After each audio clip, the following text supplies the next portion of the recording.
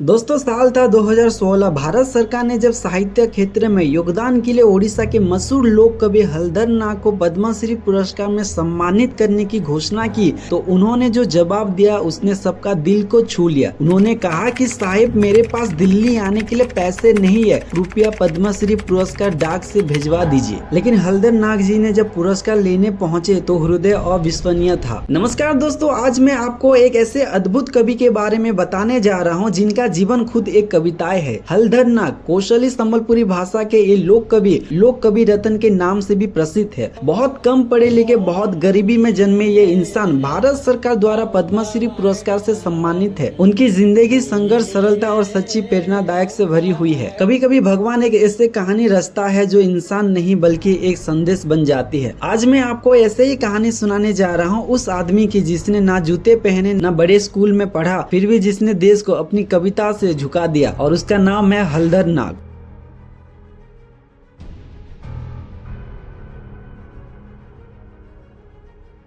हलधर नाग का जन्म 31 मार्च 1950 को ओडिशा के बरगढ़ जिले के घेस गांव में हुआ था। बचपन बहुत कठिन था। 10 साल की उम्र में ही उनके पिता का देहांत हो जाता है। गरीबी के कारण उन्होंने सिर्फ तीसरी कक्षा तक पढ़ाई की और उसके बाद स्कूल छोड़ना पड़ा। पढ़ाई छोड़ने के बाद उन्होंने अपने परिवार का सहारा बनने के लिए उन्होंने काम शुरू किया। सबसे पहले उन्होंने एक मिठाई के दुकान में बर्तन धोने का उन्होंने काम किया। कुछ समय के बाद हलधर नाग ने स्थानीय के एक स्कूल में बावर्ची का उन्होंने नौकरी किया और उन्होंने उस काम को 16 साल तक उन्होंने किया। और उसी समय उन्होंने अपने अंदर लिखने का जुनून जिंदा रखा। वो लिखना चाहते थे लेकिन संसाधन बहुत सीमित थे। उन्होंने बैंक से 1000 का उन्होंने कर्ज लिया और स्कूल के सामने एक छोटी सी स्टेशनरी दुकान उन्होंने खोली, जहाँ पे उन्होंने किताबें, पेंसिल, पेन और बहुत सारे उन्होंने चीजें बेचने लगी। उनकी ये दुकान सिर्फ उनकी एक जीविका का जरिया नहीं बनी बल्कि लिखने का एक सहारा भी बना। उसी समय 4 और कविताएं लिखी और स्थानीय पत्रिका में भेजी और ये सभी प्रकाशित हुई। और ये छोटे मोटे प्रकाशन ने उन्हें बहुत हौसला दिया। उन्होंने आसपास के गांव में जाकर अपनी कविताएं सुनानी शुरू किया और लोगों को उनकी कविताएं बहुत पसंद आने लगा। अपनी जिंदगी और रोजमर्रा के अनुभवों को उन्होंने सरल और साधारण शब्दों में काव्यों का रूप दिया। दोस्तों, हलधर नाग की कविताओं में समाज, प्रकृति, धार्मिकता, जीवन के यथार्थता और मानवीय संदेशनाओं का सुंदर मिश्रण देखने को मिलता है। उनका मानना है कि कविता सिर्फ एक सुंदरता नहीं होना चाहिए बल्कि उसमें जीवन का संदेश छुपा होना चाहिए। मेरे विचार में कविता का असली अर्थ है कि जीवन का अनुभव और संदेश देना। उनकी भाषा कौशली संबलपुरी है जो प्राचीन ओडिशा की स्थानीय बोली है और उन्होंने उसी में अपनी कविताओं की आत्मा को उत्पन्न की। और 2016 में भारत सरकार ने उनकी कला और साहित्य के योगदान के लिए उन्हें पद्मश्री में सम्मानित किया। कहा जाता है कि जब वो पुरस्कार लेने के लिए दिल्ली पहुंचे तो उनकी सादगी ने सबको चौंका दिया। वो सफेद धोती, गमछा और बानियन पहनकर नंगे पांव वहां गए थे। राष्ट्रपति भवन में जब वो राष्ट्रपति प्रणब मुखर्जी से पद्मश्री लेने के लिए मंच में पहुंचे तो हर किसी की आंख फटी की फटी रह गई। सादगी की ऐसी मिसाल शायद किसी ने कभी देखा ही होगा। और कहा जाता है कि हलधर नाग जी ने अब तक 20 उन्होंने महाकाव्य उन्होंने लिखा है और उनकी हर कविताएं उन्हें मुंह जुबानी याद है।